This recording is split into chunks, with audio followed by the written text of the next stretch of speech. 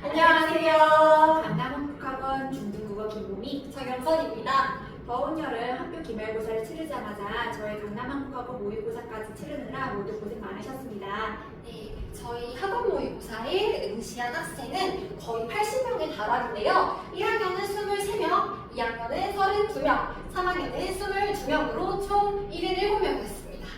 정말 많은 학생들이 본인의 실력을 이제 확인해 보려고 열의를 갖고 저희 모의고사에 참여해 주셨는데요. 그렇다면 영선쌤, 학년마다 평균 점수는 어떻게 될까요? 네, 학년별 평균 점수 설명해 드리도록 하겠습니다.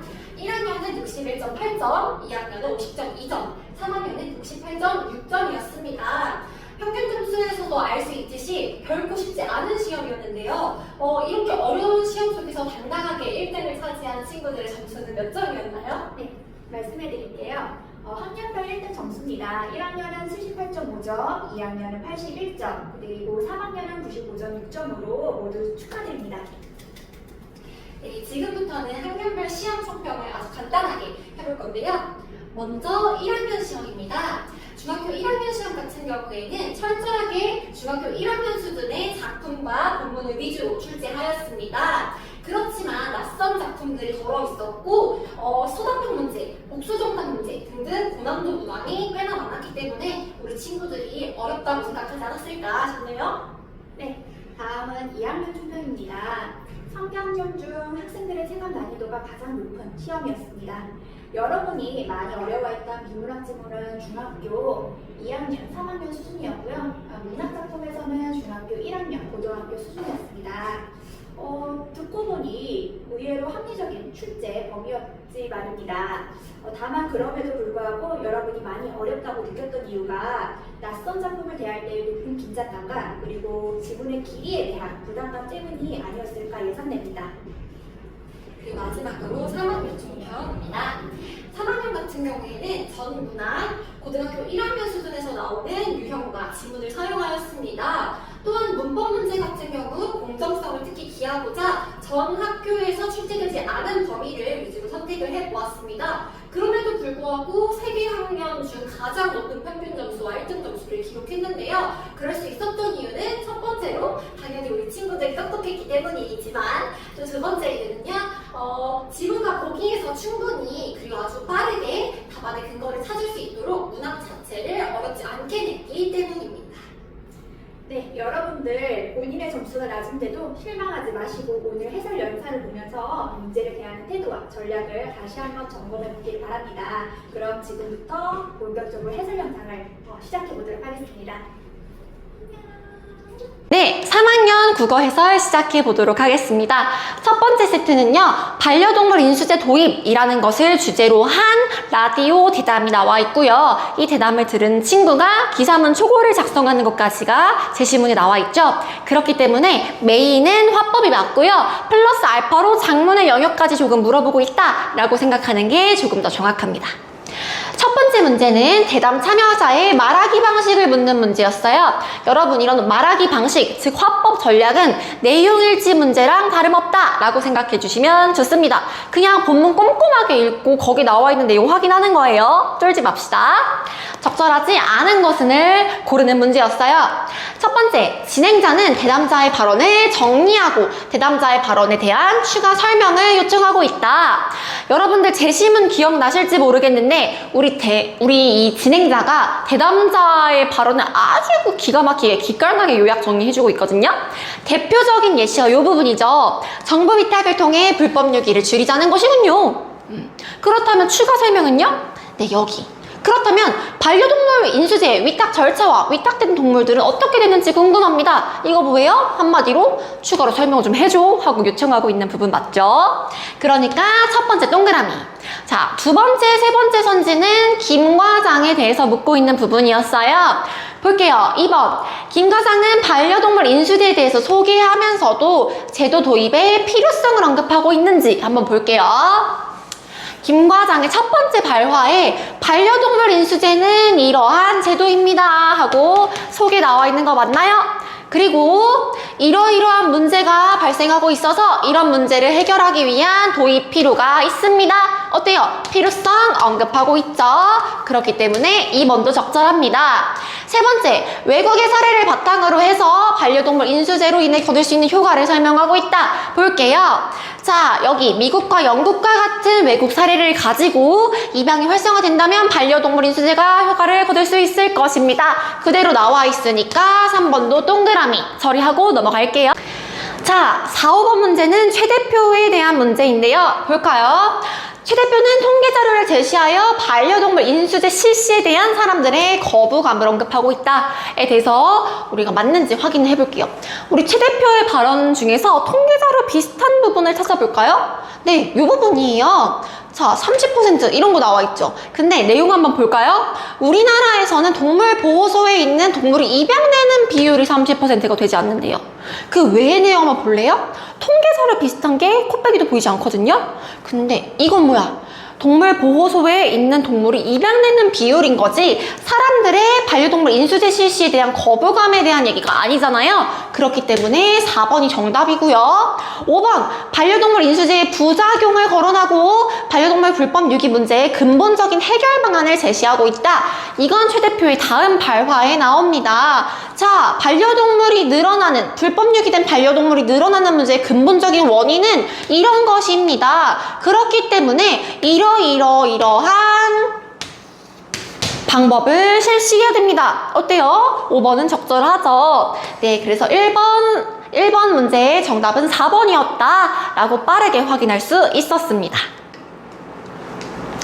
2번 보도록 할게요. 김 과장과 최 대표가 모두 동의하고 있는 것으로 적절한 것은 여러분 반려동물 인수제에 대해서 김 과장은 인수합시다 라는 쪽이고 그 다음에 최 대표는 아유 아직은 시기상조인 것 같은데 하는 부정적인 입장 쪽이었어요. 근데도 모두가 동의하고 있는 부분이 있었으니 볼까요? 자, 입양을 활성화한다면 반려동물 인수제가 효과를 거둘 수 있을 것입니다. 네, 물론 저도 반려동물 입양이 활성화된다면 반려동물 인수제를 통해서 효과를 거둘 수 있을 것이라 생각합니다. 어때요? 입양 활성화가 되면 반려동물 인수제가 효과를 거둘 수 있을 거야. 오케이? 자, 그러한 내용이 어디가 나와 있어요? 어디 갔어? 바로 2번이었죠. 여러분들, 어떤 두 소재의 공통점을 묻는 문제는요, 선지에 막 끌려가는 게 아니라 내가 먼저 답을 생각해놓고 들어가는 게 문제 답을 훨씬 빨리 찾을 수가 있습니다. 아시겠죠? 자, 3번 문제부터는요, 화법의 내용을 베이스로 하되 장문의 영역까지 가져온 문제였습니다. 가를 참고하여 세운 장문 계획 중 나에 반영된 내용으로 적절하지 않은 것을 고르게 하는 문제였는데요. 선지를 가만히 볼까요? 대담에서 언급됐는지, 대담에서 언급되지 않은 건지를 먼저 판단을 했었어야 되고 그 뒤에 이러한 내용이 나에 제시되어 있는지 아닌지까지 판단을 하셨어야 합니다. 1번 선지부터 보도록 할게요. 대담에서 언급된 반려동물 인수제의 개념과 취지를 제시하겠어. 여러분들 이거 대담에서 기억나죠? 있었던 거 기억나요? 누가 말했어? 김 과장이 말했잖아요. 김 과장이 이러한 것들을 얘기한 게 맞고요. 그렇다면 이 나의 장문에는 어디 나와 있느냐? 반려동물 어디 갔어? 반려동물 인수제는 뭐야? 이러한 반려동물 인수제의 도입이 필요하다는 주장이 제기되고 있다 라는 부분에서 자연스럽게 반려동물 인수제가 무엇인지를 이렇게 관형절로 설명해주고 있죠. 그 다음에 이러한 취지다까지 우리가 명확하게 볼 수 있었네요. 1번은 적절합니다. 2번 보도록 하겠습니다. 대담에서 언급된 반려동물 인수제 실시에 대한 서로 다른 입장을 소개해야겠어. 일단 이 반려동물 인수제에 대한 서로 다른 입장이 대담에 나와 있었던 거 맞죠? 김 과장과 최 대표가 서로 다른 입장이었어요. 그렇다면 이게 나에도 나와 있는가? 나와 있습니다. 여기까지는 반려동물 인수제 도입의 필요성에 대해서 얘기하고 있는 부분이었다면 여기서부터는 반려동물 인수제가 아직은 시기상조인 것 같아. 부작용이 있을 것 같아. 같아 하는 어떤 부정적인 시각까지도 나와 있죠. 그래서 2번이 적절합니다. 자, 3번 볼게요. 대담에서 언급된 반려동물 입양의 자격 조건? 일단 쌤은 본 적 없거든요? 너희 봤어요? 봤다 그러시면 안 될 것 같은데? 그치? 그리고 구체적으로 설명해야겠어 라고 나와 있는데 여기 나의 초고에 전반적으로 그런 게 나온 부분도 없거니와 그 대답 내용에서도 언급되지 않았거든요? 그래서 3번이에요. 우리 그래도 혹시 모르니까 4번, 5번까지 확실하게 짚고 넘어갈게요. 대담에서 언급되지 않은 반려동물 양육 포기 사유를 설문조사를 활용해서 언급해야겠대. 볼까요? 한 설문조사 결과 반려동물을 포기하는 이유에는 이런 것들이 있다고 한다. 어때요? 나에만 나와 있는 거 확인되었죠? 그러니까 4번 적절하고요. 5번은 다시 대담에서 언급된이었어요. 유기동물, 불법 유기동물로 인해 사회적 비용이 증가하고 있는 현황을 어떠한 시각자료를 활용해서 제시하겠대요. 볼까요? 여기 반려동물을 불법적으로 반려동물이 아니라 불법 유기동물로 인해 사회적 비용이 증가하고 있는 현황이 어떻게 되고 있어요? 여기 시각자료로 나와 있죠. 그러니까 적절합니다. 자, 3번까지 해결했어요. 4번은 고쳐쓰기 문제였습니다. 우리가 방금 봤던 나를 고쳐 써야 되는데요. 보도록 하겠습니다. 기억, 탄탄대로 반려동물 인수제. 우리 어때요? 이거 도입해야 된다. 아니다. 아직은 시기상조다. 이렇게 막 대립되고 있는데 탄탄대로 걷고 있는 거 아니죠. 그 전체 흐름에 맞지 않으므로 이런 식으로 뜨거운 논란으로 고치는 게 적절할 거예요. 자, 니은 볼게요. 의미가 중복되었다 라는데 볼게요. 갑작스럽게 급증하고 있다. 여러분들 급증이 뭐예요? 급작스럽게 증가하는 거잖아요. 갑작스럽게 증가하고 있다? 이상하죠? 그러니까 갑작스럽게 부분을 삭제하고 급증하고로 고칠 거래요. 적정합니다. 자, 그 다음에 디귿 보도록 하겠습니다. 현재 반려동물 시장의 규모에 대해서 얘기하고 있는데 우리 지금 반려동물 시장의 규모가 중요한 게 아니라 반려동물 인수제를 도입하느냐 마느냐가 주제인 거잖아요. 그쵸? 그래서 문단의 통일성을 해치고 있으므로 삭제합니다. 특히나 이 문단은 반려동물 인수제 도입의 필요성을 논한 문단이었기 때문에 더더욱 삭제해야 하죠. 그러니까 적절합니다. 4번 보도록 하겠습니다. 필요한 문장 성분이 빠져 있대요. 볼게요. 자, 이러한 채로 반려동물 인수제가 시행되면 법적, 양심적 면죄부를 주어 오히려 반려동물의 양육을 쉽게 포기하는 풍토가 생긴대. 누구에게 주는데? 반려동물 주인들에게 라는 꼭 필요한 문장 성분이 빠져 있다는 거 여러분들 확인하셨죠? 그 다음에 미음 보도록 하겠습니다. 주어와의 호응이 맞지 않으므로 안락사시키고로 고칠 거래요. 사실 1번부터 4번까지 다 맞으니까 정답은 5번이 맞는데 그래도 한 번 더 확실하게 확인을 해보자면요. 자, 많은 동물들이 안락사하고 있대요. 이런 죽음을 맞이하고 있는데 많은 동물들이 안락사 시키고 있으면 동물들이 다른 동물을 안락사 시킨다는 거야? 안 되죠. 자, 안락사 하다는 동물들이 안락사 하다, 하다라는 말 자체가 이제 죽는다라는 말이잖아요. 그러니까 이미 주어와 서술어의 호응이 맞으니까 굳이 이렇게 바꿀 필요가 없습니다. 아시겠죠? 네, 다음 5번부터 7번까지는요, 장문 영역이고요. 멈춰 수원비 캠페인을 진행하기 위한 어떤 SNS 게시글을 작성하는 과정을 보여주고 있었습니다. 5번 문제입니다. A부터 E까지의 내용 중에 초고에 반영되지 않은 것을 물어보는 문제였고요. A는 수문비 관련 사고의 심각성을 제시하는 거래요. 어디 나와 있어요? 네, 앞부분에 나와 있습니다. 자, 얼마 전 인근 학교 학생이 스마트폰을 사용하면서 길을 건너던 중 교통사고를 당했다더라. 그 소식을 듣고 스마트폰에 집중한 채 걸어다니는 것이 얼마나 심각한 위험인지 나는 깨닫게 되었어. 우리는 깨닫게 되었어. 그뿐만 아니라 스마트폰 사용 증가에 따른 여러 보행사고도 증가하고 있다니 너무 심각하지 않아?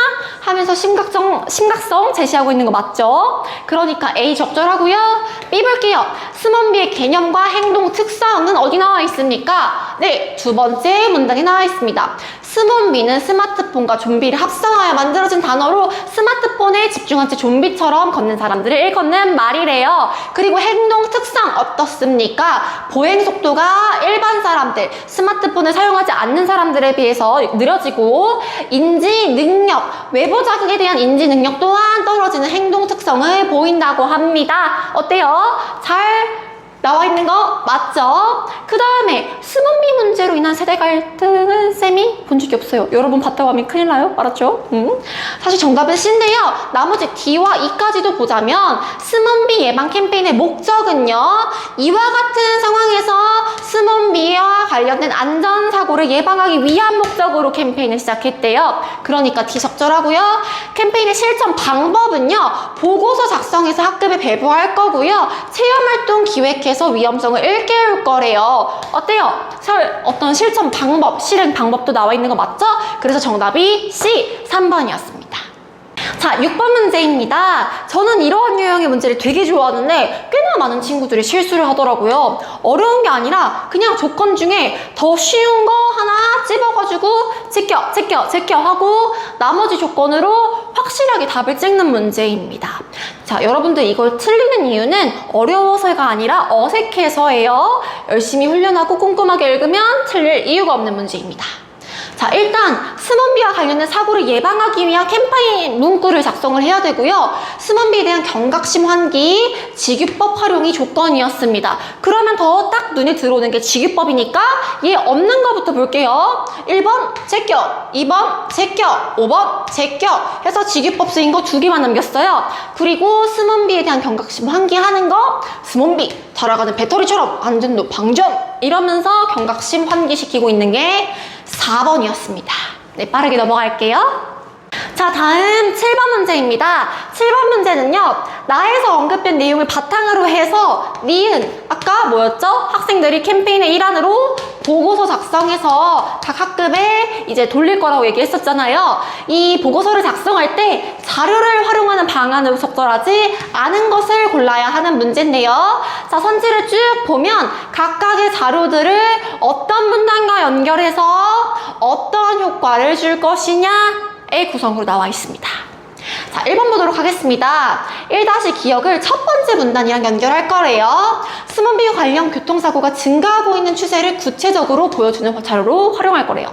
자, 마침 첫 번째 문제는 이제 스몬비의 교통사고 이런 내용이 언급되어 있잖아요. 그럼 여기에 대해서 심각성을 조금 더 잘 보여주려면 실제로 그런 구체적인 수치가 나와 있는 통계 자료를 활용하면 참 좋을 것 같은데 어때요? 증가 추세가 잘 드러나 있는 시각 자료를 활용하면 참 좋겠죠. 그러니까 1번 적절합니다. 자, 그 다음에 2번 보도록 하겠습니다. 자, 이번에는 둘째 문단과 연결 짓는 자료들 위주로 먼저 보도록 할 거예요. 자, to를 둘째 문단과 연결해서 위험성을 알고도 고치지 않는 스몬비에 대한 어떤 계도, 일깨우고 이제 이끌어내는 그런 계도의 필요성을 보여주는 자료로 활용할 거래요. 자, 여기 둘째 문단은요, 이런 부분 나와 있어요. 문제가 있는데 대다수의 스몬비가 보행 중 스마트폰 사용이 위험하다는 것을 알면서도 스마트폰 사용을 자제하지 못하고 있다는 점입니다. 자, 이 말을 더 잘 뒷받침해주면서 계도의 필요성을 언급하려면 전문가 인터뷰 너무너무 좋겠죠. 그리고 여기 그런 게 나와 있어요. 자, 그럼에도 불구하고 많은 사람들이 어디 갔어? 죄송해요. 스마트폰 사용이 위험하다는 사실을 응답자 중 84%나 알고 있대. 그럼에도 불구하고 많은 사람들이 보행 중에 스마트폰 사용하고 있대. 어때요? 요 내용 뒷받침하기 너무너무 좋겠죠? 그러니까 2번도 오케이 하고 넘어가도록 하겠습니다. 자, 그 다음에 둘째 문단과 관련한 또 다른 내용입니다. 이번에는 니은과 to를 둘째 문단과 연결시킬 거래요. 얘는 확인했죠. 그래서 뭐 할 거냐면 보행 중 스마트폰을 사용하면 인지 능력이 저하됨을 보여주는 자료로 쓸 거래요. 우리 두 번째 문단 보면요. 스몬비는 외부 자극에 대한 인지 능력이 떨어진다 라는 행동 특성이 나와 있잖아요. 여기 보면은 전문가 인터뷰에 앞부분 보행 중 스마트폰을 사용하면 전방 주시율이 감소된다. 사물을 인지하는 능력이 떨어진다. 라는 부분 활용할 수 있겠죠? 그 다음에 원니은요. 보행 중 스마트폰 사용에 따른 인지 거리 변화. 어때요? 사용을 할 때보다 사용하지 않을 때가 훨씬 더 인지 거리가 넓으니까 웬만하면 사용하지 마세요 라고 할 수 있겠죠. 그러니까 4번도 적절합니다. 자, 그러면 세 번째 문단과 관련된 나머지 자료 살펴보도록 하겠습니다. 자, 이번에는 3를 셋째 문단과 연결시킬 거래요. 그렇게 해서 수문비 문제 해결을 위한 다양한 방안의 예를 보여주는 자료로 활용할 거래요. 3가 이건데요. 여기는 뭐였냐면요. A국은 스마트폰을 보행 중에 사용하면 벌금 부과하고 있어. B국은 말이야. 각종 시설물을 활용해서 스마트폰을 보행 중에 사용할 때 위험성을 인지시키고 있어. C국은 이제 보행 중에 스마트폰 사용이 차단되는 어플을 이제 개발해서 사용자들이 설치하도록 하게 하는 그런 계획을 이제 진행 중에 있어. 자, 어때요? 다양한 사례를 제시하고 있는 거 맞지요? 그러니까 3번도 동그라미. 그러면 5번이 이제 정답일 텐데 왜냐?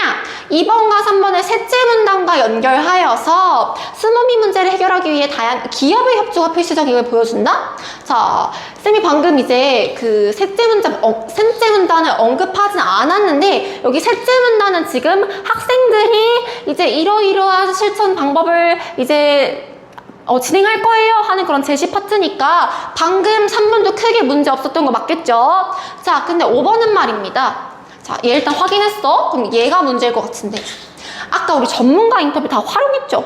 확인했죠? 그치? 여기서 기업의 협조가 필수적이다 라는 뉘앙스가 읽히는 부분이 있나요? 없습니다. 그리고 얘네들의 어떤 큰 주장과도 기조가 맞지 않습니다. 그러니까 5번이 적절하지 않아요. 괜찮습니까? 물론 이제 어플리케이션 개발하는 거는 뭐 기업한테 시킬 수도 있겠지. 근데 그 방안 중에 하나지 뭐 기업이 협조를 필수적으로 해야 된다 이런 내용은 아니잖아요. 그렇죠? 찝찝해서 여기까지 설명드려봅니다. 자, 그러면 다음 문제로 넘어갈게요. 자, 8번부터는 문법입니다. 아, 신난다, 그쵸? 여러분들 쌤이 사실 문법 문제 낼 때 많이 걱정을 했는데 그래도 꽤나 많은 친구들이 답을 맞춰줬어요. 왜냐? 이제 보기에서 설명하는 걸 꼼꼼하게 읽고 따라할 수만 있으면 되기 때문입니다. 자, 8번은요. 서술어의 자릿수에 이제 대한 그런 문제였는데요. 서술어의 자릿수는 뭐냐? 서술어가 필요로 하는 문장 성분의 개수를 의미합니다. 예를 들어서 이런 거죠. 먹다. 먹다는 누가 무엇을 먹는지가 꼭 필요하니까 서술어의 자릿수 2개죠. 자, 여러분들 이제 문법 웬만큼 배워서 알겠지만 사실 부사어는 원래는 있어도 그만 없어도 그만인 게 원래는 원칙이잖아요. 근데 때에 따라서는 이제 필수적으로 필요한 케이스가 있습니다. 그게 뭐냐면 필수적 부사어라고 하는데요. 이런 거예요. 사귀다. 누가 누구와 사귀다 라고 했을 때 이 누구와가 없으면 문장이 이제 성립되지 않잖아요. 근데 얘는 부사어잖아. 그래서 필수적 부사어라고 하고요. 이때 사귀다 역시 2자리 서술어겠네요. 오케이. 자, 그러면 답으로 적절한 것을 골라야 하고요. 기업부터 미음 중에서 2자리 서술어로 쓰인 케이스를 골라야 한다고 하네요. 자, 이렇게 이제 기역, 니은, 디귿, 리을 고르는 문제도 하나 콕 집어가지고 있는지 뭐 맞는지 틀린지 확인해서 제낄 거 제껴버리고 이런 식으로 좁혀가면 되겠죠. 뭘로 가볼까? 선생님은 디귿으로 가고 싶어요. 자, 낡은 괴종시계가 잘 간다. 사실 뭐 문장 성분이라 치면은 하나, 둘, 셋, 넷 이렇게 되어 있잖아요. 근데 반드시 필요한 거 뭐야? 시계가 움직이다의 의미니까 이거랑 이거니까 가다. 무엇이? 괴종시계가. 그러니까 한 자리 서술어란 말이에요. 그러니까 디귿이 있는 것을 지워버려야 합니다. 디귿 제껴, 디귿 제껴, 디귿 제껴, 디귿 제껴. 어라? 그러면 니은만 남았네? 자, 니은이 두 자리 서서 그런지 보도록 하겠습니다. 이번에는 구김살, 흠집 같은 것들이 생긴다의 의미로 가다래요. 바지에 구김이 너무 간다. 여기서 없어도 되는 거 뭐예요? 너무만 없어도 문장이 더 깔끔해지죠. 바지에 구김이 간다. 근데 이거 이상으로 지울 수는 없죠. 구김이 가. 어디에? 바지에. 요런 게 바로 필수적 부사어죠. 그럼 얘 하나, 두 자리 서술어. 오케이. 그러면 정답이 3번입니다. 이렇게 보시는 거예요. 아시겠죠? 나머지는 너무 쉽긴 한데요. 그래도 빨리 볼게요. 혹시 모르니까. 자, 가.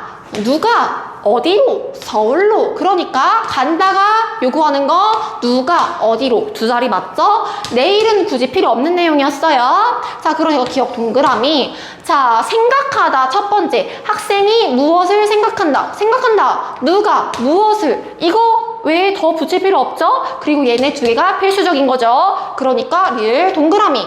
그 다음에 느낌을 가진다 라고 했을 때 우리가 투표를 의무로 생각한다 라고 하는데 생각해. 무엇으로? 의무로 생각해. 자, 그러면 누가 무엇으로 생각한다. 그러니까 이 경우에는 세 자리 서술어겠네요. 미음 제껴버립시다. 괜찮으세요? 네, 이렇게 첫 번째 문법 문제 해결했고요. 자, 다음 9번 문법 문제는요. 이중 피동을 주제로 한 문제였습니다. 피동은 당하는 거잖아요. 그 당하는 뜻을 만들 때 이힐이기 그리고 뭐뭐 아지다 뭐뭐 어지다 이런 애들이 쓰이는데 문제는 얘네들을 막 겹쳐서 두 번씩 쓰는 거. 요게 문제가 된다라는 거예요. 예를 들어서 잊혀진의 경우 있다에 이치 어진이 된 거잖아요. 히 어지다 두 개가 붙은 거 맞죠? 원래는 잊힌이 맞아요. 혹은 뭐 잊어진 요렇게. 자, 그러면 불필요하게 이중피동으로 사용된 얘가 아닌 것을 골라야 하는데요. 이런 문제는 이제 용언의 기본형을 생각해 보면 됩니다. 기본형이 뭐예요? 용언의 어간에 뭐뭐 다를 붙여버리면 그게 바로 기본형이죠. 자, 안개에 가려진 풍경이 서서히 드러났다. 자, 가려지다 말고 더 기본적인 거 있을까요? 그쵸, 가리다. 가다는 아니죠? 그러면 가리다란 말이야. 그럼 이거 뭐예요? 가리어지다인 거잖아요. 어지다? 이거 하나만 쓰인 건데? 그럼 이거 이중피동 아니죠? 그러니까 얘가 정답이에요. 오케이? 혹시 모르니까 나머지도 설명을 해주자면요. 쓰이어진이죠. 그러면 쓰다가 기본형인데 뭐야? 쓰이, 어지. 어때요? 이랑 어지 두 개 쓴 거니까 이중피동입니다. 자, 그 다음에 담겨진 볼까요?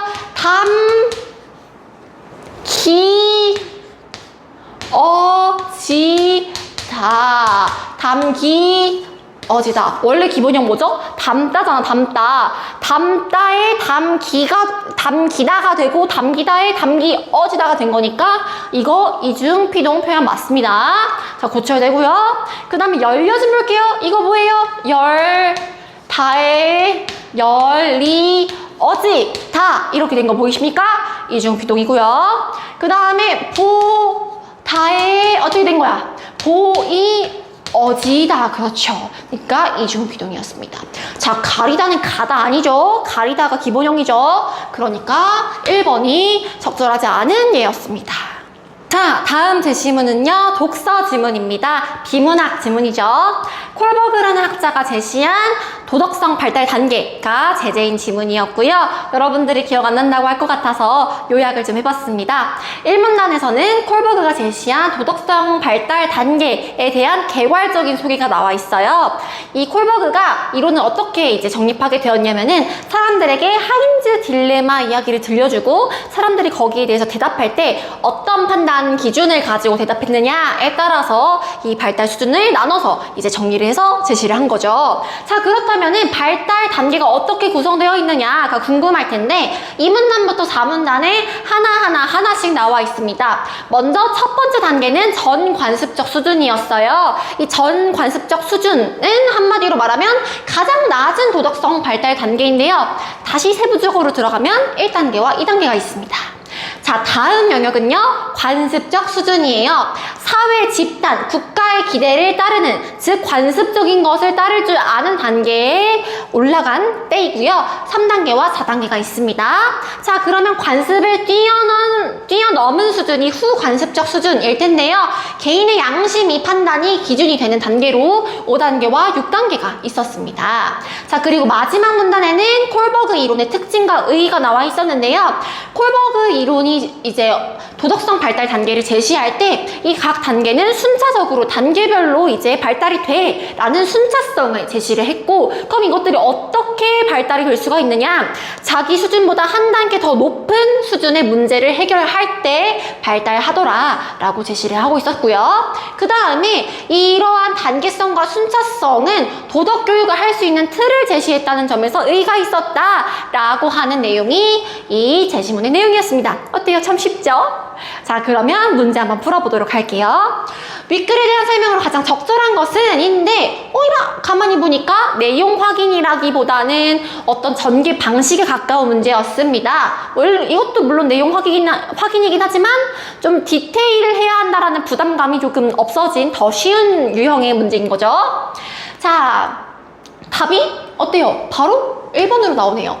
특정한 이론을 소개한 후 그 의의를 밝히고 있다. 바로 나왔네요. 나머지 왜 아닌지 볼까요?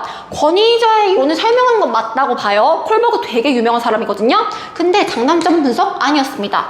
다양한 이론 제시되지 않았고요. 상반된 두 이론 차이점 없었고요. 어떤 이론에 대한 통념, 그 사람들이 이제 흔히 이건 이럴 거야 하고 갖고 있는 고정관념 같은 거 있잖아요. 그걸 제시하지도 않았고 문제점을 밝히지도 않았죠. 1번이 확실한 정답이었습니다.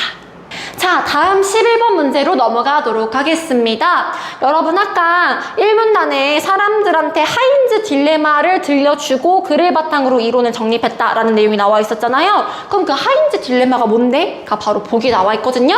그러면 여기 이야기를 들은 대답의 기준에 따라서 단계가 제시가 되어 있어요. 우리가 찾아야 하는 것은 예라는 대답이 나오고 2단계에 해당하는 내용, 예, 어디 갔어? 아니요 라는 대답이 나오고 4단계에 해당하는 내용, 이걸 찾아야 합니다. 자, 하인즈 딜레마가 뭐냐? 하인즈의 부인이 암으로 죽어가고 있었대요. 근데 그 부인을 살릴 수 있는 약은 딱 하나, 어떤 약사가 만든 약이었는데 엄청 비쌌대요. 원가의 10배나 이제 책정한 그런 값이래요. 그래가지고 하인즈가 사정사정해가지고 약을 좀 싸게 팔아주시면 안 되겠습니까? 아니면 제가 꼭 갚을 테니 외상으로라도 잠깐 주시면 안 되겠습니까? 했는데 거절당했대.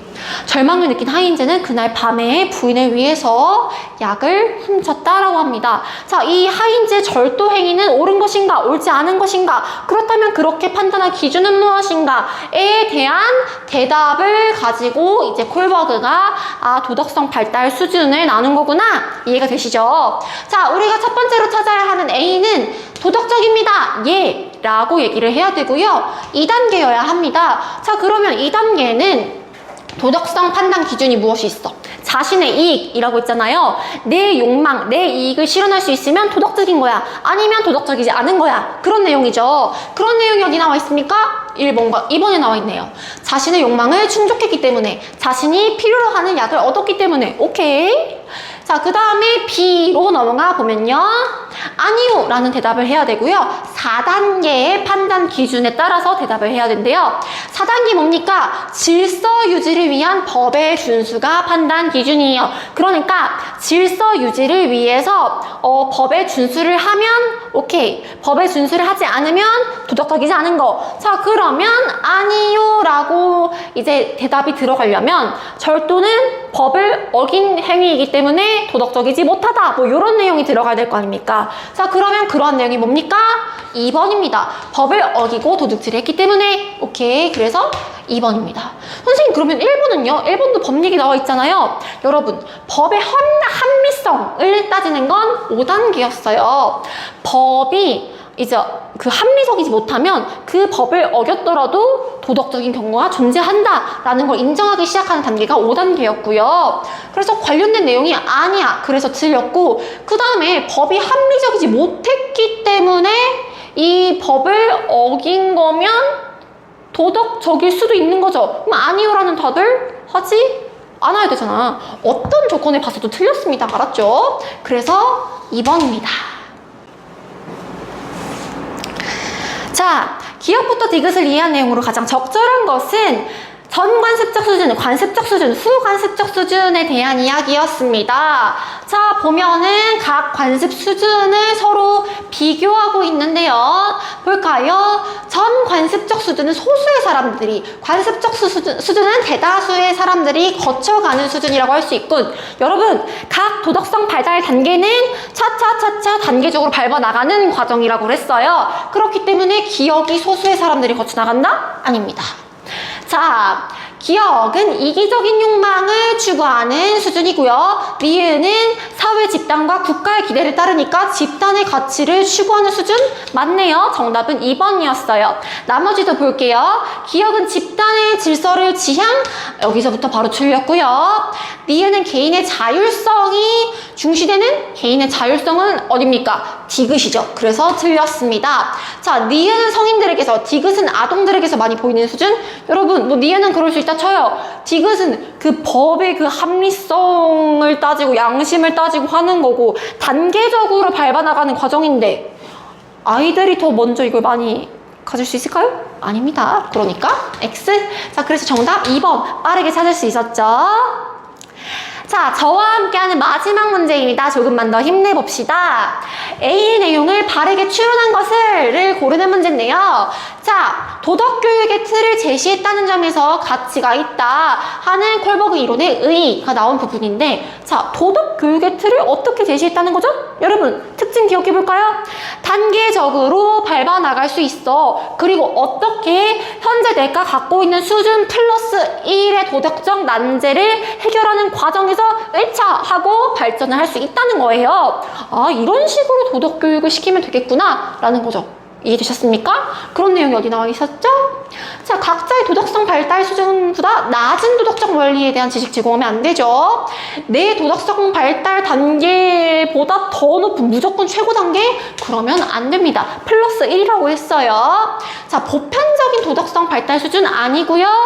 자, 각자의 발달 수준보다 낮은 도덕성 아니고요. 정답은 5번이었겠죠. 각자의 도덕성 발달 단계 수준보다 한 단계 높은 도덕적 문제를 제기해서 이를 스스로 해결하게 하는 것이다. 괜찮습니까? 자, 그래서 정답은 5번이었습니다. 자, 여러분 짧지 않은 시간 동안 저랑 같이 공부하느라 너무너무 고생 많으셨고요. 이제 뒷부분부터는 보미쌤께서 더 쉽고 재미있게 설명해 주실 테니까 끝까지 영상 시청하시기 바랍니다. 여러분 안녕! 여기서부터는 제가 설명해 보도록 하겠습니다. 지금 14번부터 19번까지는 나희덕의 땅끝 작품을 가지고서 문제를 출제를 해봤는데요. 같이 한번 살펴보도록 할까요?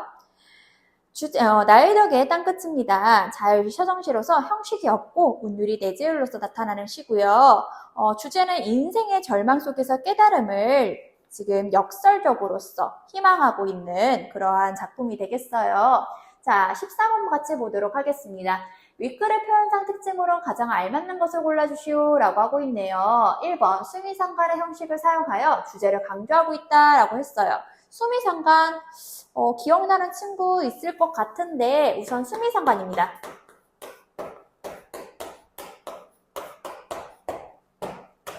자, 머리 숫자, 꼬리 밑자를 사용하여 서로 머리와 꼬리가 연관이 있다. 그러니까 비슷한 구절로서 반복이 되었다라고 보시면 될 것 같아요. 자, 머리, 시의 머리 부분과 꼬리, 마지막 부분이 서로 연관이 되어야 되는데 딱 보기에도 조금 비슷한 구석이 있나? 아니요. 없는 것 같습니다. 산 넘어 고운 노을을 보려고 그네를 힘차게 타고 올라 발을 굴렸지. 노을은 끝내 어둠에게 잡아먹혔지. 나를 태우고 자라가던 그대줄이 오랫동안 삐걱삐걱 떨고 있었어. 자, 마지막 연을 한번 볼까요? 살기 위해 이제 뒷걸음질만이 허락된 것이라고 파도가 아가리를 쳐들고 달려드는 곳. 찾아 나선 것도 아니었지만 끝내 발디디며 서 있는 땅의 끝. 그런데 이상하기도 하지. 위태로움 속에 아름다움이 스며있다라는 것이, 땅끝은 늘 젖어있다라는 것이, 그걸 보려고 또 몇 번은 여기에 이르리라는 것이. 친구들이 보기에도 머리 부분과 꼬리 부분이 좀 다른 것 같아요. 그죠? 맞습니다. 1번은 틀렸어요. 2번입니다. 하강의 이미지를 활용하여 쓸쓸한 분위기를 나타내고 있다라고 했는데요. 하강의 이미지가 있는지 한번 볼까요? 지금 제목이 땅끝이에요. 끝이라고 해가지고 지금 하강의 이미지인 것 같은데 그게 하강의 이미지라는 것은 위에서 아래로 떨어지는 거예요. 예를 들면 꽃이 이제 낙화하듯이 위에서 아래로 이제 떨어지는 거, 아니면 물이 위에서 아래로 떨어진다라는 그러한 하강의 이미지가 나타나야 될 텐데, 땅의 끝은 말 그대로 그냥 땅이 뚝 끊긴 거야. 여기 부분에 시적 화자가 있고요. 그 시적 화자의 바로 앞에는 땅의 끝으로서 바다가 있어요. 바다가 있어요. 어떠한 이제 절벽으로서 뚝 끊기는 것이 아니라, 내가 절벽으로 뚝 끊어져서 내가 뭔가 이게 떨어지는 것이 아니라 그냥 내 바로 이제 평평한 곳에 땅의 끝, 바다가 있을 뿐입니다. 그렇기 때문에 2번도 하강의 이미지가 맞지가 않겠죠. 3번, 현재, 미래, 과거 순으로 시상을 전개하고 있다라고 하고 있는데요. 현재, 과거, 미래라기보다는 지금 과거에서부터 미래로서 어떠한 희망을 노래하는 시 같습니다. 산 너머 고운 노을을 보려고 그네를 힘차게 차고 올라 발을 굴렸지. 노을을 끝내 어둠에게 잡아먹혔지. 나를 태우고 날아가던 그네줄이 오랫동안 삐걱삐걱 떨고 있었어. 과거형이죠. 어릴 때는 나비를 쫓듯 아름다움에 취해 땅끝을 찾아갔지. 어릴 때 과거잖아요. 그건 아마도 끝이 아니었을지도 몰라. 그러나 살면서 몇 번 땅끝에 서게도 되지. 파도가 끊임없이 땅을 먹어 들어오는 막바지에서 이렇게 뒷걸음질 치면서 말이야. 어떻게 보면 현재 같습니다. 과거. 이렇게 뒷걸음질 치면서 말이야. 굳이 따지자면 현재라고 볼 수가 있을 것 같아요. 살기 위해서는 이제 뒷걸음질만이 허락된 것이라고 파도가 아가리를 서둘러 달려드는 것, 찾아 나선 것도 아니었지만 끝내 발 디디며 서 있는 땅의 끝, 그런 게 이상하기도 하지. 위태로움 속에 아름다움이 스며있다는 것이, 땅끝은 늘 젖어있다는 것이, 그걸 보려고 또 몇 번은 여기에 이르리라는 것이라고 하면서, 시척하자는 내가 지금 땅의 끝에 서 있으면서 절망적인 상황 속에서도 포기하지 않고 좌절하지 않고 그냥 미래에 좌절하지 않고 내가 무엇인가 이제 희망적으로서 나아가려는 의지를 지닌 인물이라고 볼 수가 있어요. 굳이 따지자면은 과거, 현재, 미래인 거지 현재, 미래, 과거 순으로 시상을 전개하고 있다라고 볼 수는 없습니다. 자, 4번이에요. 시어의 중의성을 통해서 삶의 의미를 관조적으로 선찰하고 있다라고 하고 있습니다. 시어의 중의성, 어떻게 보면 시어가 어떠한 단어가 중의적인 의미, 여러 가지 의미를 내포하고 있다라고 볼 수가 있는데, 네, 맞습니다. 중의적인 의미를 담고 있는 그러한 시어는 바로 땅끝이 되겠죠. 땅끝. 자, 여기 이 땅끝이라는 시어가 좀 중의적인 의미라고 볼 수가 있어요. 왜냐? 다시 한번 볼게요. 산 너머 고을 보려고 그네를 힘차게 차고 올라 발을 굴렀지. 어쩌고 저쩌고 하면서 마지막까지 지금 땅끝은 시적 화자에게 파도가 아가리를 쳐들고 달려드는 곳이에요. 지금 찾아 나선 것도 아니었지만 끝내 발 디디며 서 있는, 위태롭게 서 있는 땅의 끝입니다. 시적 화자에게 있어서 부정적으로서, 그리고 좀 절망적이고 좌절을 느껴지게 하는 부정적인 시어로서 나타낼 수가 있는데,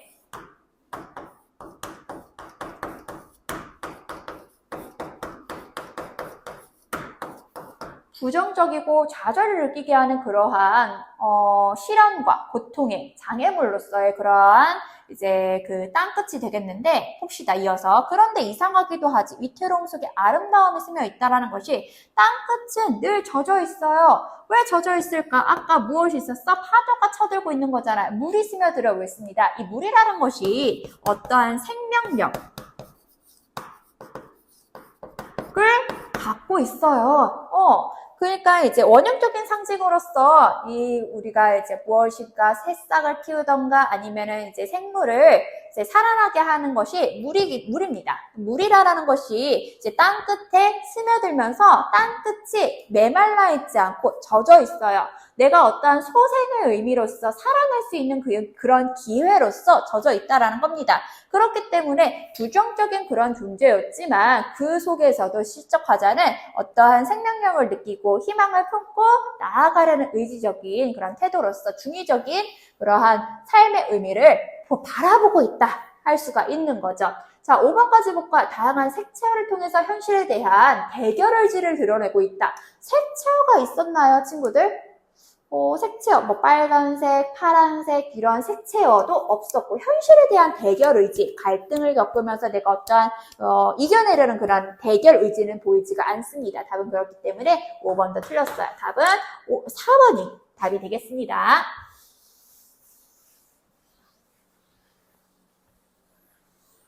자, 15번 같이 보도록 할게요. 기역에서부터 미음까지 담긴 함축적 의미로 적절하지 않은 것을 골라주시오 라고 했습니다. 자, 기역은 고운, 노을이 되겠어요. 자, 고운, 노을은 어린 시절 삶의 희망, 꿈과 이상이 되겠습니다. 그렇기 때문에 이러한 고운 노을을 보려고 시적 화자는 그늘이 힘차게 차고 올라서 발을 굴렸다라고 볼 수가 있는 거죠.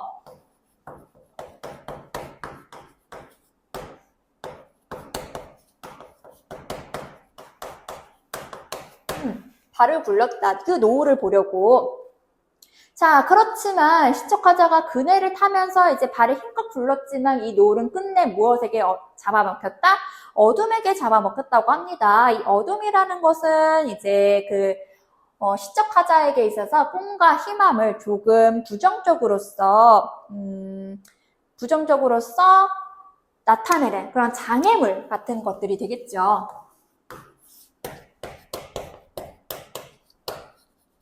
결국 시척화자는 꿈과 희망을 이뤄낼 수는 없었어요. 자, 나를 태우고 날아가던 그 그네줄이 오랫동안 삐걱삐걱 떨고 있었어. 이 그네줄은 아까 나왔던 고운 노을을 보기 위한 어떤 도구가 되겠죠? 자, 어릴 때 나비를 줬던 아름다움에 취해 땅끝을 찾아갔지. 그건 아마도 끝내 아니었을지도 몰라. 그러나 살면서 몇 번은 땅끝에 서게도 되지. 파도가 끊임없이 땅을 먹어 들어오는 막바지에서 이렇게 뒷걸음질 치면서 말이야. 살기 위해서는 이제 뒷걸음질만이 허락된 것이라고. 파도가 아가리를 쳐들고 달려드는 곳이래요.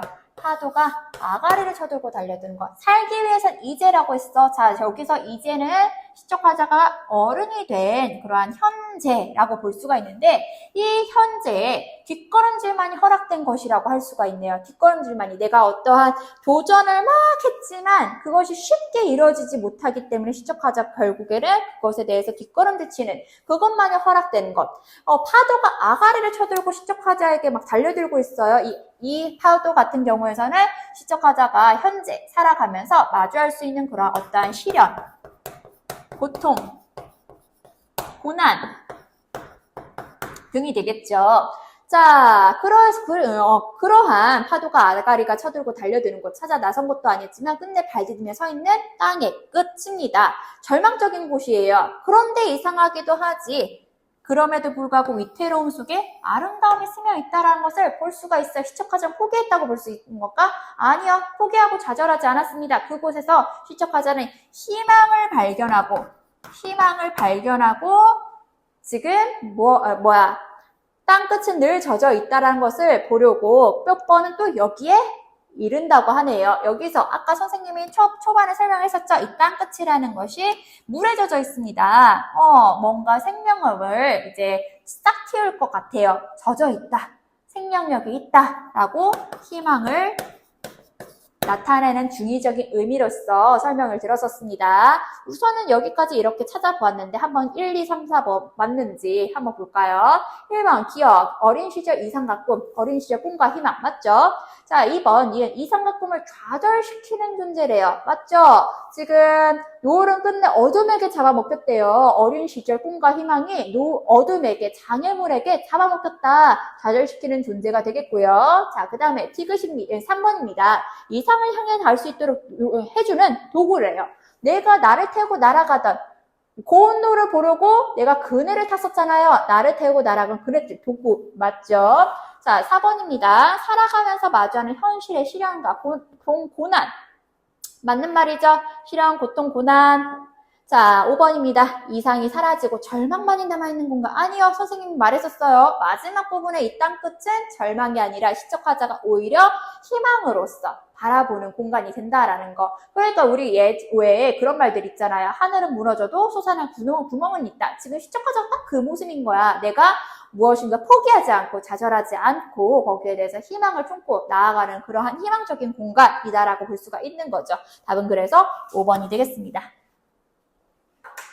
자, 16번도 같이 한번 보도록 할까요? 윗글의 화자에 대한 설명으로 알맞는 것을 골라주시오 라고 하고 있네요. 자, 지금까지 본 친구들은 윗글의 화자가 어떤 태도를 지니고 있는지 이제 짐작이 갈 것 같아. 내가 땅 끝에 서 있어요. 땅 끝에 어떠한 좌절과 고통과 시련, 그러한 험난한 속에서 있지만 거기에서 포기하지 않고 희망을 바라보는 의지적인 그러한 시적화자다라고 알 수가 있는 거죠. 한번 살펴보도록 할게요. 자, 1번. 이 1년에서 이 어린 시절에 가졌던 이상을 실현했다. 이상을 실현했다고 볼 수 있을까요? 아니요. 시적화자는 지금 그네를 타고 그 노을을 바라보려고 했지만 끝내 무엇에게 잡아먹혔어? 어둠에게 잡아먹혔어요. 꿈과 어떠한 이상을 실현했다고 볼 수는 없어요. 자, 2번입니다. 1년에서 꿈을 쫓은 결과 마침내 뿌듯함을 느꼈다라고 했는데 뿌듯함을 느꼈을 수 있었을까? 아니요. 어둠에게 잡아먹혔기 때문에 지금 나를 태우고 날아가던 그네들이 삐걱삐걱 떨고 있어요. 뿌듯함을 느낄 새가 없습니다. 공포감이 있다라고 하면 모를까, 그죠? 자, 3번입니다. 2년에서 인생을 살면서 절망을 몇 번씩 경험했다. 몇 번씩 경험한 거 맞아요. 어릴 때는 나비를 쫓듯 아름다움에 취해 땅끝을 찾아갔지. 그건 아마도 끝내. 그건 아마도 꿈이 아니었을지도 몰라. 그러나 살면서 몇 번은 땅끝에 서게도 되지. 살면서 땅끝에 서게도 되지. 라고 하고 있네요. 절망을 몇 번 경험했다라고 볼 수 있어요. 4번입니다. 이연에서 시련 앞에 누군가의 도움을 바라고 있다. 도움을 바라고 있는 모습이 보이나요? 아니요. 시적화자가 그러한 절망을 몇 번을 겪었지만 또 이렇게 계속 뒷걸음질 치면서 절망을 겪었지만 도움을 바라고 있는 모습은 보일 수가 없습니다. 5번입니다. 3년에서 살기 위해서 가끔씩 물러났던 자신의 행동이 소용없음을 깨달았다. 이 뒷걸음질 치면서 말이야 뒤에 부분을 깨달았다라는 그런 어떤 내용이 있나요? 아니요, 없습니다. 5번도 틀렸어요. 답은 그래서 3번이 되겠죠. 자, 17번입니다. 윗글의 주제로 알맞는 것을 골라주시오 라고 하고 있네요. 1번. 힘겨운 시련을 어렵게 극복한 자신감이라고 했는데 극복했다고 볼 수 있어요? 아니요. 극복하지 않았어. 지금 시적화자는 땅 끝에 서 있지만 위태로움 속에 아름다움에 스며 있다라는 것만 깨달았을 뿐이지 나 어떻게 극복해냈어 그런 모습은 보일 수가 없습니다. 자, 2번입니다. 절망의 순간에 발견한 삶의 희망. 답이 2번이네요. 딱 나왔네요. 절망의 순간, 땅 끝에 있는 그런 절망적인 순간이지만 그럼에도 불구하고 땅 끝은 늘 젖어 있다는 것. 그렇기 때문에 우리가 아름다움이 스며 있다라는 것 역설적이게 느끼게 되었던 거죠. 자, 3번 어린 시절 꿈을 잃어버린 상실감. 그게 주제일까요? 아니요. 주제는 시에서의 주제는 어떤 깨달음과 감동 이런 것들이 주된 주제로서 나타날 텐데 상실감이 주제라기보다는 어려울 것 같아요. 4번 위태로움 속에서 찾은 자신의 정체성. 5번 훌륭하게 자란 자신에 대한 격려. 다 맞지가 않은 것 같아. 답은 2번입니다. 절망의 순간에 발견한 삶의 희망. 역설적으로 위태로움 속에 아름다움이 스며 있다는 것을 깨달을 수가 있었습니다. 우리 외에 미래인 친구들 같은 경우에선 꽃 배웠었잖아요. 어린 매화나무와 고목을 비교했던 그런 시가 있었는데 거기에서도 역설적이게끔 고목의 상처가 꽃보다 아름답다. 그러니까 이제 고통이 노력의 결실이기 때문에 내가 거기에 대해서 아름다움을 느낄 수 있었다라는 깨달음을 얻었잖아요. 여기서도 같습니다. 땅 에서 내가 좌절과 그러한 고통을 겪었지만 거기에서 나는 포기하지 않고 희망을 얻을 수 있었다라는 거죠. 자, 다음 18번 같이 보도록 할게요. 다음 중 A와 같은 표현법이 사용된 것을 골라주시오 라고 했는데 우선 답은 두 개예요. 하나만 고른 친구들은 틀렸어요. 자, 문제 잘 보라고 했을 텐데, 그죠? 자, 1번 보도록 할게요. 자, 다음 18번 같이 보도록 할게요. 다음 중 A와 같은 표현법이 사용된 것을 골라주시오 라고 하고 있네요. 옆에 보니까 지금 정답 2개라고 나와 있는데 친구들 2개 잘 골랐죠? 하나만 고른 친구들은 틀렸어요. 문제 잘 보라고 했습니다. 자, A 부분 같이 보도록 할게요. 위태로움 속에 아름다움이 스며 있다라는 것이 우리 선생님이 아까 설명을 했었죠? 위태로움 속에 부정적인 상황이에요. 아름다움이 스며 있대요. 이거는 긍정적인 건데? 말 돼요, 안 돼요? 안 돼요. 말이 안 되지만 그럼에도 불구하고 내가 시의 전체적인 맥락을 살펴보면 아하, 절망적인 상황이지만 그 속에서 시적하지 않은 좌절하지 않고 포기하지 않고 꿈과 희망을 노래하고 있구나. 역설적이게끔 나타나고 있네요. 표면적으로는 모순돼요. 말이 되지 않지만 그 속에 참된 뜻, 진리를 담고 있는 역설적인 표현이었습니다. 그 역설적인 표현을 찾아주시오라고 하고 있네요. 1번 보도록 하겠습니다. 무거운 어깨를 털고 물상들은 몸을 움직이어 노동의 시간을 즐기고 있다. 즐거운 지상의 잔치에 금으로 타는 태양의 즐거운 울림. 여기서는 어떤 표현법이 등장하기보다는 봅시다. 즐거운 지상의 잔치에 금으로 타는 태양의 즐거운 울림. 태양의 즐거운 울림. 태양이 왜 때아볕에 무엇인가? 이제 쨍쨍 내리쬐는 그러한 모습을 울린다라고 표현하고 있어요. 태양을 울린다. 우리 태양이 이제 비추는 거잖아요. 어떻게 보면 시각적인 건데 울린다라고 표현하고 있네? 선생님, 시각적인 건데 울린다라고 표현하고 있기 때문에 이거는 말이 안 되는 건 역설반 아닙니까? 아닙니다. 이거는 심상으로서 표현한 공감각적 신상이 되겠어요. 그러니까 태양의 그러한 쨍쨍 내리쬐는 모습을 좀 더 효과적으로 나타내기 위해서 쨍쨍쨍 내리는 그러한 모습을 울린다라고 표현하고 있는 겁니다. 그래서 이제 시각을 청각적 표현한 시각의 청각과 공감적 심상이 되겠습니다. 자, 2번 같이 보도록 할까요? 괴로웠던 사나이 행복한 예수 그리스도에게처럼 십자가가 허락된다면 모가지를 들이우고 꽃처럼 피어나는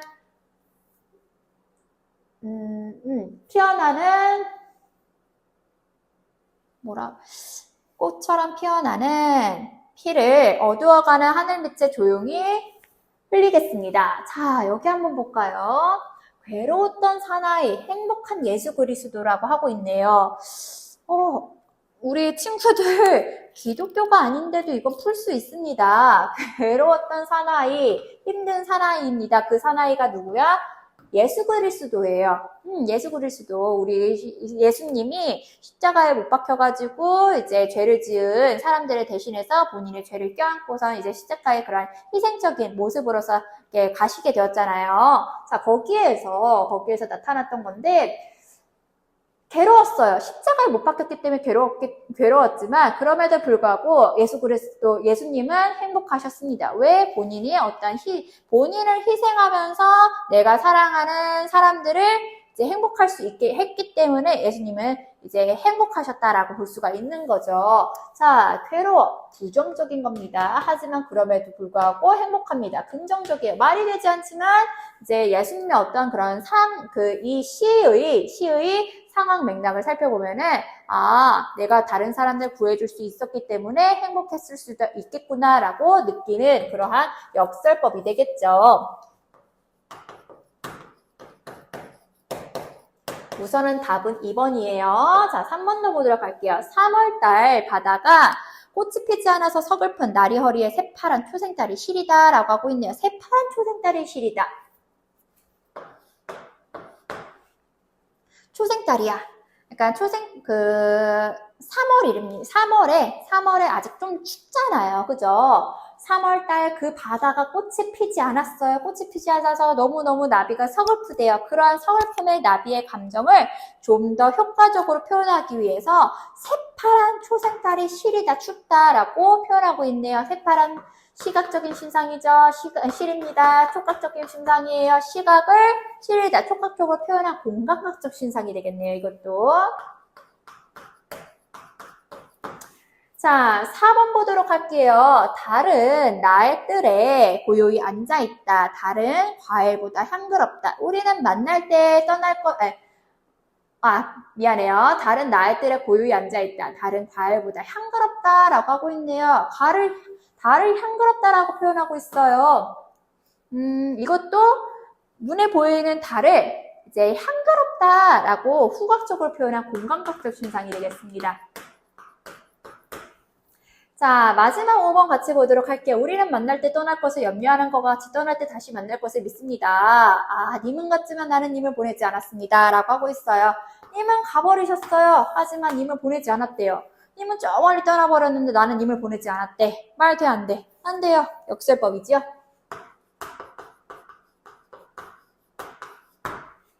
답은 2번과 5번이 되겠습니다.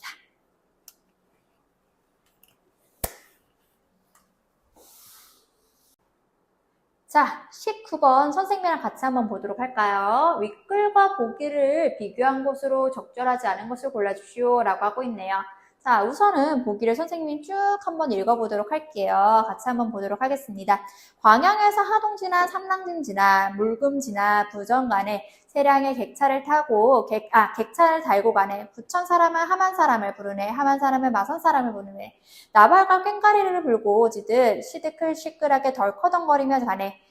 젖먹이 아이와 젊은 연인과 축하객이 함께 가네. 침침하고 눈매가 가느스름한 김천 출신의 나도 끼어가네. 시냇물이 고무신 미끄러지며 떠내려 가득 가네. 소나기 구름 실어서 나르는 바람에 널빤지 가득 가네. 연한 버들과 높은 미르나무와 먼 무지개를 싣고 가네. 들판 수로에 깨끗한 물과 문혼에 비추어 보며 가네. 문혼에 비친 푸른 봄산을 일하는 소가 등에 태우고 가네. 실록이 가네. 보자기를 풀어놓은 시간만큼 조금씩 역마다 연착하면서 라는 문태존의 1942 열차가 되겠습니다. 지금 이 시는 이제 열차를 타고 열차 속에서 그리고 열차를 타고 차창 밖으로 나타나는 어떤 풍경의 모습을 묘사를 하듯이 표현한 시라고 볼 수가 있어요. 그럼 1번부터 같이 한번 살펴보도록 할까요? 윗글은 화자의 내면적 성찰을 중심으로 시상이 전개되고 보기는 외부 세계의 묘사를 중심으로 시상이 전개되고 있다라고 하고 있는데 맞죠? 이 부분에서 땅끝, 그러니까 부정적이고 힘들고 좀 고되고 지친 그러한 절망적인 상황이지만 그럼에도 불구하고 시적화자는 아름다움이 스며 있다는 것을 깨달았어요. 그러니까 이 절망적인 상황 속이지만 시적화자는 그 속에서 희망을 깨달았다라고 볼 수가 있는 거잖아요. 그죠? 맞습니다. 그 다음 뒤 보기, 외부 세계의 묘사를 중심으로 시상이 전개되고 있다. 맞죠? 지금 외부 세계, 그러니까 열차 밖에 어떠한 차창 밖으로 보이는 그런 풍경을 묘사하듯이, 나열하듯이 나타내고 있는 것 맞습니다. 자, 2번입니다. 윗글을 특정한 공간에서 정지된 화자의 심리를 보여주고 있고요. 보기는 이동 속에서 변하는 화자의 시선을 보여주고 있다라고 했는데 이 부분이죠. 특정한 공간, 땅끝이라는 공간에서 정지된 화자, 그러니까 땅끝에서 시적 화자가 이제 바다를 뛰어든다던가 그런 게 아니라 땅끝에 서서 지금 아가를 쳐들고 있는 그 파도를 바라보며 시적 화자가 어떠한 내면적인 성찰을 이루고 있습니다. 절망적이지만 그 속에서 희망을 깨닫게 되었다라는 거잖아요. 자, 보기는 이동 속에서 변하는 시작 화자의 시선, 맞죠? 계속 어떤 풍경적인 묘사가 계속 지나가고 있는 것 맞습니다. 그 다음 뒤 3번 윗글 절망적 상황에서도 희망을 발견하는 과정 형성화 있는 거 맞고요. 보기는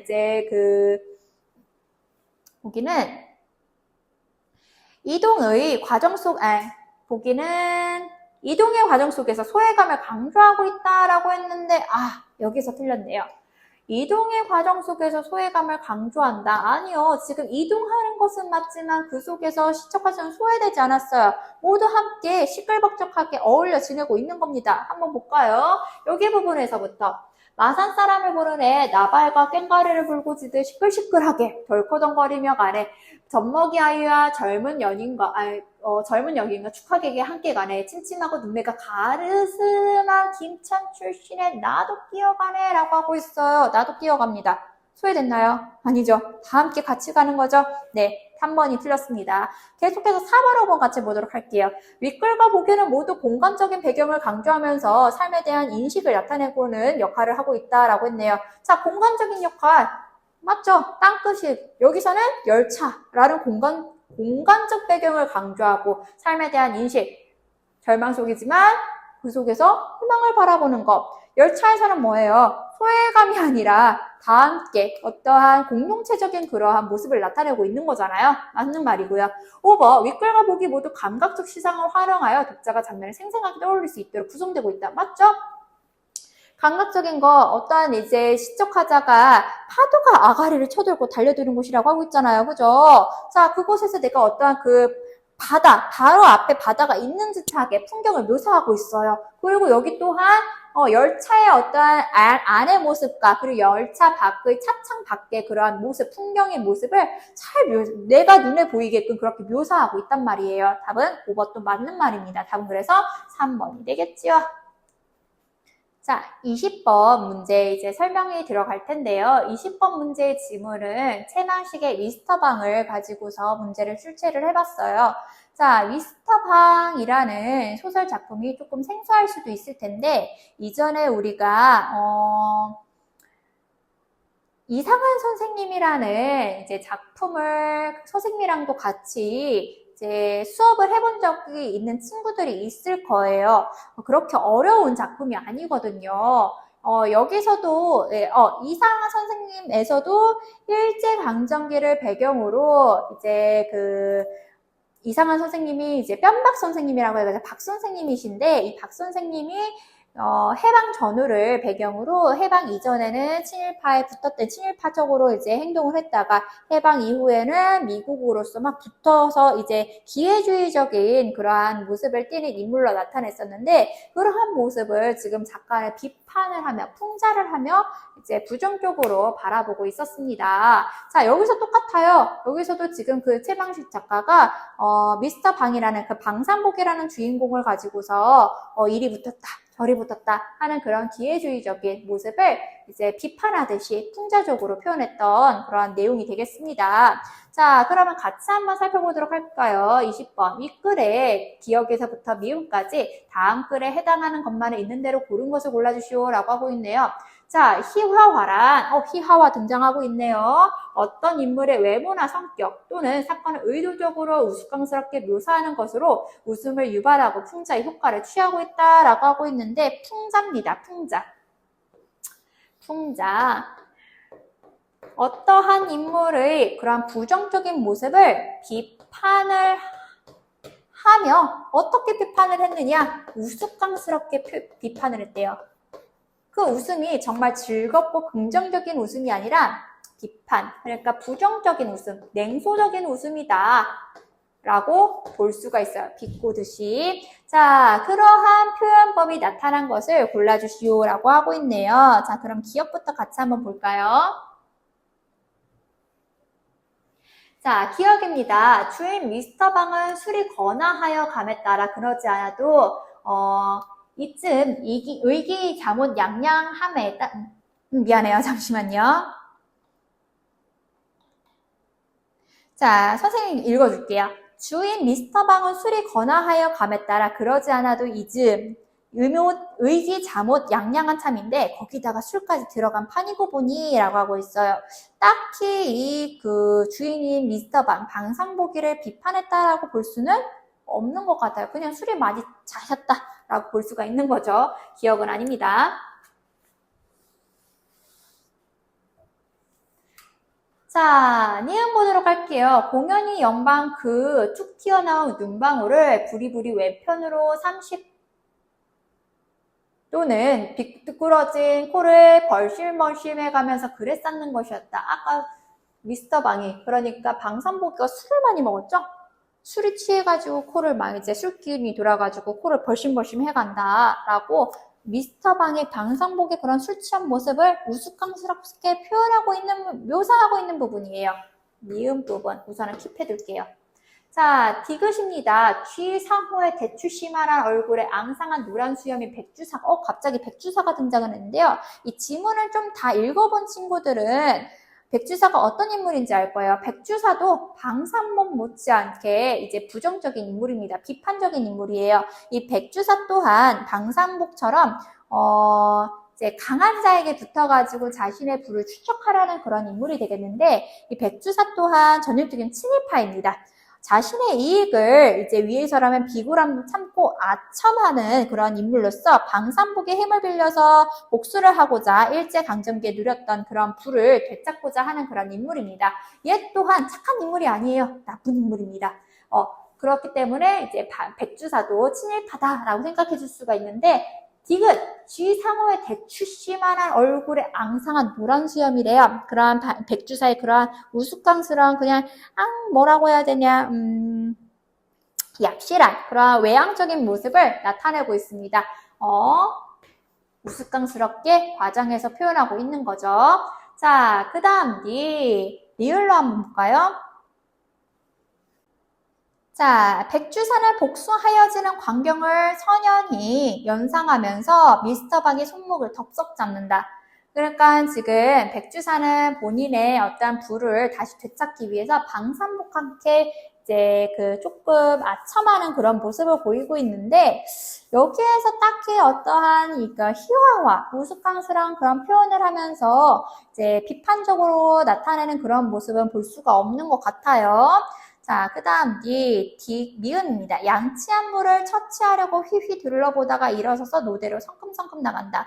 노대는 현관 정통 위였다. 노대가 뭐냐면 현관이 현관 바로 위에 2층 위에 지금으로 치면 베란다라고 생각하면 될 것 같아요.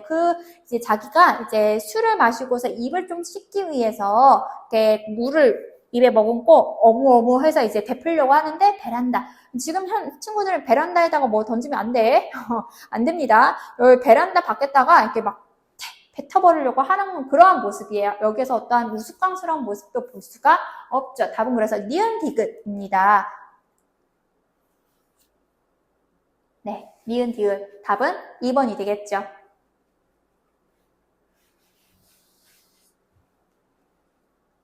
자, 그 다음 다음 글을 바탕으로 윗글을 감상한 것 중 적절하지 않은 것을 골라주시오 라고 하고 있네요. 자, 보기 보도록 할게요. 해방 후 미군은 군정 기간 중 영어를 모든 목적에 사용하는 공용어로 한다 라고 공포했다. 이 말처럼 해방 공간에서 영어는 강력한 생존무기였다. 미국은 국공유 재산과 일본인의 재산을 군정청에 귀속하려고 하였고, 이 접수를 담당하는 관리인은 통역관들이 결정하였다. 그 결과 통역관들은 엄청난 권력을 행사하게 되었다라고 하고 있네요. 자, 틀린 거 한 번씩 보도록 할게요. 1번입니다. 방상복은 미국인이라는 권력을 등에 업고 재산을 불리고 있었건 맞죠? 그래서 미스터 방이라고 불린 거야. 원래 방상복은 어떤 인물이었냐면요, 구두를 수선하는 인물이었어요. 그러다가 이제 이전에 본인이 이제 여기 뭐 일본에 갔다가 저기 중국에 갔다가 거기에서 이제 아름아름 얻었던 그런 영어까지 이제 완벽하지는 않지만 아름아름 알고 있었기 때문에 지금 일본이 패망하고 나서 미군이 우리나라에 들어왔었을 당시 내가 갖고 있는 이러한 영어를 가지고서 통역을 하면 어떨까라고 해가지고 이제 미군 장교에게 가가지고 막 어떻게 했어. 해가지고 이제 방산복이가 미군 장교의 통역관으로 나서게 되었거든요. 그래가지고 그 미군에게 미군의 통역관으로서 출세를 하게 된 인물입니다. 그래서 권력을 등에 업고 재산을 불리고 있다라고 볼 수가 있는 거죠. 자, 2번입니다. 방상복은 미군정 기간 중 자신의 영어 실력을 이용해서 권세를 누렸고, 똑같은 말이죠? 자, 3번. 방상복은 미군정을 대표하는 S소위에게 백주사에게 하듯이 허세를 부리지 못하겠군. 네, 강자이기 때문에, 나보다 강한 자이기 때문에 아첨을 해야 되는 거지 허세를 부리지는 못하는 거 맞습니다. 자, 4번이에요. 백주사는 당시로서 방산복이 자신의 욕망을 해결해 줄 수 있는 사람이라고 여기겠군. 네, 그래서 지금 방산복에게 찾아와 방산복이 자기보다 나이가 어린데도 불구하고 조금 이제 뭐라고 해야 되냐, 아첨하듯이 아유 네 말이 다 옳다라고 이야기를 해요. 지문을 보면은 그렇게 나옵니다. 맞는 말이고요. 5번. 백주사는 자신의 재산을 빼앗아간 군정청에 대해서 복수심이 불타오르고 있겠군. 자신의 재산을 빼앗아간 군정청에서가 아니라 지금 이제 일제강점기에 백주사가 친일적으로서 행동을 했었잖아. 그러고 나서 이제 광복이 된 후, 해방이 된 후 그 친일적으로 행동을 했던 백주사의 집에 누가 쳐들어오게 되었느냐? 이제 우리 민중들이 쳐들어오게 됩니다. 백주사의 그런 친일적인 행동을 이제 그 친일파를 이제 뭐라고 해야 되냐, 타도하고자 백주사의 그런 재산들을 다 빼앗아갔던 거죠. 일반 시민들이. 그래서 그 시민들에게 백주사가 복수심에 불타오르고 있었던 것이지 군정청에 대해서 복수심에 불타오르고 있었던 것은 아닙니다. 답은 5번이 틀렸어요. 5번이 틀렸는데 지금 보기를 보고서 5번을 고른 친구들이 있을 거야. 아닙니다. 안 돼요. 시민들에게 복수심에 불타올라서 결국에는 백주사가 방산복에게 찾아가 방산복이 지금 그 미군 장교의 권력을 등에 업고 있었기 때문에 그 방산복에게 내 그러한 힘든 좀 어떻게 해결해 주세요 라면서 이제 아첨하는 것이지 이제 그 군정청에서가 아닙니다. 자, 22번입니다. 보기에 A와 B에 들어갈 내용으로 알맞는 것을 골라주시오 라고 하고 있네요. 자, 해방 전에는요. 방산복에는 신기루 장수, 그러니까 구두, 수선하는 장수로 허름한 행색에 보잘것없는 처지였었고요. 백주사는 경찰서 주임의 아버지이자 고리대금업으로 이제 부를 노리는 그런 친일파였었습니다. 하지만 해방 후에는 방산복이가 본인의 그런 통역 실력을 가지고서 미군 장교에게 찾아가 미군 장교의 통역관이 됩니다. 그렇기 때문에 권력을 등에 업게 되었고요. 그 다음 백주사는 오히려 그런 자기의 친일적인 행동 때문에 이제 사람들에게 재산을 빼앗겨요. 그렇기 때문에 오히려 반대로 가난해지게 되었습니다. 자, 그러면 1번부터 같이 보도록 할까요? A. 미군 장교 통역관이 되어서 부와 권력을 누리게 되었다. 맞는 말이죠. 방산복이. 2번. B. 군중에게 전 재산을 빼앗기게 되었다. 맞는 말이죠. 답은 1번입니다. 자, 2번 볼까요? A. 친일행위로 집에서 쫓겨났대요. 아니요. 해방 후에 친일행위가 아니겠죠. 오히려 미군에게 권력을 등에 업게 되었습니다. 2번 틀렸어요. 2번에 A는 틀렸고. B. S소의 도움으로 부와 권력을 얻게 되었다. 아니죠. 지금 이거 서로 바뀌었습니다. 자, 3번입니다. A. 신기루 장사가 성공하여. 아니요. 해방 후에는 신기루 장수가 아니라 미군 장교의 통역관이 되었다는 거죠. 자, B. 친일 행위를 뉘우치지 않았습니다. 오히려 방산복에게 가가지고 자신의 빼앗긴 재산을 이제 시민들에게 오히려 찾아가가지고 자신의 빼앗긴 재산을 찾아달라고 도움을 요청합니다. 뉘우치지 않습니다. 자, 3번이에요. A. 미국에 들어가서 군인으로서 아니죠. 통역관이 되었다고 설명했어요. 자, 친일 행위로 군중에게 얻어맞았다기보다는 그냥 재산을 빼앗겼습니다. 그 재산을 되찾기 위해서 방산복에게 아첨하러 가게 되는 거죠. 자, 5번입니다. 통역관이 되어서 백성을 도와준다니요. 기회주의자적인 그런 사람인데. 자, B. 아들과 함께 군중에게 복수를 꾀한다. 아들과 함께가 아니라 방산복과 함께입니다. 답은 그래서 1번이 되겠습니다. 3번 같이 한번 살펴보도록 할게요. A와 B와 같은 서술 방법의 특징을 설명한 것 중 가장 적절한 것을 골라주시오 라고 하고 있네요. 사건의 그런 서술 방법 물어보는 문제 같은데, 그러면 우선은 A 부분과 B 부분을 같이 보도록 할게요. A입니다. 백주사의 아들 백선봉은 순사 임명장을 받아주면서부터 시작하여 8일을 그 전날까지 7년 동안 세고 주재소와 두고 경찰서를 점근하며 다니면서 200석의 추수의 토지와 만원짜리 저금 통장과 만원어치가 넘는 옷이며 비단과 역시 만원어치가 넘는 여편 내의 폐물과를 장만하였다라고 하고 있네요. 백주사의 그런 친일적인 그런 행동들을 쭈루룩 나열하듯이 묘사하고 있어요. 사건이 진행이 빠르게 진행되는 것처럼 느껴지게끔 쭈루룩 묘사하고 있네요. B 한번 볼까요? 자, B 부분을 보기에 앞서서 잠깐만 리을 부분 있는 앞부분부터 맥락 한번 살펴보도록 할게요. 백주사는 복수하여지는 광경을 소년이 연상하면서 미스터 박이 손목을 덕석 젓는다. 백골란 말이겠네. 놈들을 깡그리 죽여놓을 테니 보슈 자네라면야 어련하겠나 라고 B 부분은 지금 방산복과 백주사의 그러한 대화 나누는 부분이 되겠습니다. 그럼 문제 한번 같이 보도록 할게요. 다시. 자, 1번. A는 서술자가 인물의 심리를 행동 묘사로 제시하고 있고 B는 분석해서 제시하고 있다라고 했는데 아니요. 분석 자체가 틀렸죠. B 부분은 지금 대화를 나누고 있습니다. 자, 2번. A는 B보다 서술자가 사건의 정보를 직접적으로 제시하기 때문에 사건의 전개 속도가 빠르다라고 하고 있네요. 맞는 말이죠. B 부분 같은 경우에서는 지금 인물 간의 대화를 나타내기 때문에 오히려 사건 진행 속도가 조금 느려집니다. 다만 아까 A 같은 부분에서는 그런 상황적인 묘사 같은을 지금 묘사를 하고 있는 거잖아요. 친절하게도 서술자가. 그렇기 때문에 조금 더 빠르게 느껴질 수 있어요. 자, 3번입니다. A는 B보다 서술자가 제시한 다양한 정보에 대해서 독자가 잘못 판단할 가능성이 없다. 아니요. 서술자가 아까 선생님이 친절하게 설명해주고 있다고 했잖아요. 그렇기 때문에 잘못 판단할 가능성이 없습니다. 자, 4번. A보다 B는 서술자가 상황에 대한 정보를 해설적으로 제시하지 않으므로 아니요. 해설적으로 제시하고 있는 거죠. 자, 5번. A와 B는 모두 서술자가 비언어적 표현을 통해서 장면을 구체적으로 A와 B 모두 서술자가 비언어적이래요. 이거 비언어입니까? 아닙니다. 언어, 대화하고 있잖아요. 그렇기 때문에 틀렸어요. 답은 2번이 되겠습니다.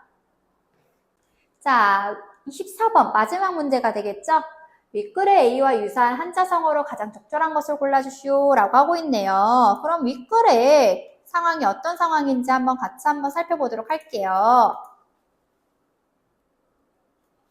자, A 부분입니다.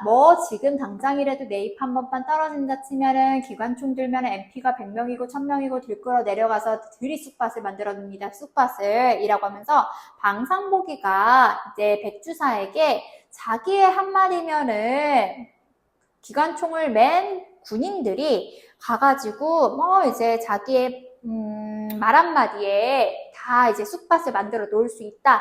라고 허세 부리듯이 말하는 장면입니다. 이게 어떻게 이러한 장면이 나타나게 되었느냐면은 선생님이 이전에 백주사가 그 일제강점기에 친일적인 행동을 했다라고 설명을 했었잖아요. 그 친일적인 행동이 그러니까 고리대금업을 했던 거야. 그러니까 대출처럼 사람들의 그러한 이제 고리대금업을 했었었는데 그게 이제 그 백주사의 혼자만의 힘이 아니라 친일적인 행동을 하면서 친일파적인 행동을 하면서 일본인의 등에 업고서 그런 행동을 할 수 있었던 거거든요. 거기에 대해서 이제 분노했던 그런 민중들이 해방이 된 이후에 백주사의 집에 찾아가서 백주사의 재산을 다 빼앗아가요.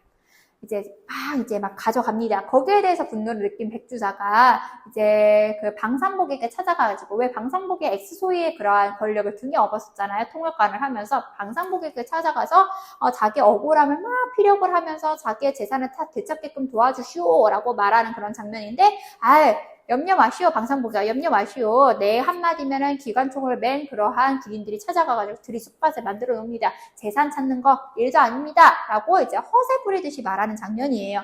자, 거기에 대해서 이제 그 장면과 알맞는 한자성어로 알맞는 것을 골라주시오. 라고 하고 있는데 1번 호가호의, 2번 백골란말, 3번 마부이침, 4번 우연목구어, 5번 문의지시 중에 답은 1번 호가호의입니다. 이거 사자성어를 좀 친구들이 알아줄 필요가 있는데 같이 한번 살펴보도록 할게요. 호가호의. 왜 호가호의냐? 여우가 호랑이의 위세를 빌려서 허세를 부리는 상황을 우리는 호가호이라고 했는데 딱 방상복의 그러한 그 상황인 거죠. 여우 같은 그러한 방상보기가 애수소의 호랑이의 그 위세를 등에 업고 자기가 이제 권력이 있는 것처럼 행동을 하고 있는 거잖아요. 그렇기 때문에 답이 1번이 되겠습니다. 자, 우선은 쭈르륵 그러면 설명을 할게요. 2번 백골난말입니다. 이거 백골난말 좀 많이 들어본 친구들이 있을 거예요. 죽어서도 백골이 되어서도 이제 잊을 수 없다. 은혜를 입은 그런 고마움이 죽어서도 잊을 수 없다. 라고 표현하는 한자성어가 되겠고요. 마부이침이에요. 마부이침은 도끼를 갈아서 바늘을 만든다라는 뜻으로 이 도끼, 나부패는 그런 도끼인데 그 도끼를 갈아서 바늘을 만든다? 정 없는 일은 아닌 거잖아요. 그만큼 노력을 들이면 할 수 있는 일이에요. 맞습니다. 아무리 어려운 일이라도 끊임없이 노력을 하면 반드시 이룰 수 있다라는 말이 되겠고요. 연못구워, 나무 위에 올라가서 물고기를 이제 구한다라는 뜻인데요. 도저히 불가능한 일일지라도 굳이 하려 한다라는 그런 한자성어가 되겠습니다. 자, 그 다음 마지막 문일지십입니다. 이제 공자의 제자 자공이 안회를 평가하며 사용한 표현으로 하나를 들으면은 열을 한다라는 뜻의 그런 한자성어, 즉 극히 총명함을 나타내는 한자성어가 되겠습니다. 자, 여기까지 지금 쭈르륵 같이 해설을 달렸는데 24번까지의 문제를 들으면서 친구들 모두 수고 많으셨고요. 이러한 해설 토대로 친구에게 좀 더 도움이 되었으면 바라는 선생님의 마음입니다. 자, 고생 많으셨습니다. 여기까지 그럼 해설 마치도록 하겠습니다. 감사합니다.